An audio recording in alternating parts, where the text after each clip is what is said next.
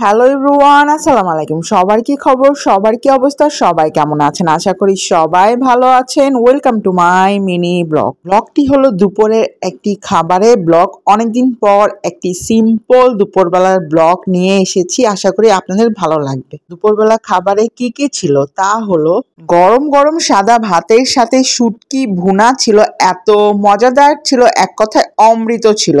লাউর খোসা আর আলু দিয়ে একসাথে ভাজি করা হয়েছে, এটা গরম ভাত দিয়ে খেতে এক কথায় কি বলবো, সেই স্বাদ। রুই মাছ দিয়ে আলু আর ফুলকপি রান্না করা হয়েছে। শীতের সবজি যেহেতু যে কোনো কিছু দিয়ে রান্না করলে ওফ, অমৃতই লাগে, তাই না?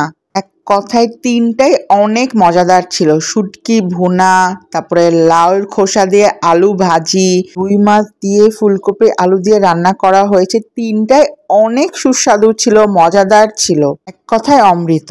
Subscribe my YouTube channel. Facebook থেকে দেখে থাকলে লাইক অ্যান্ড ফলো করে দেবেন। Thank you.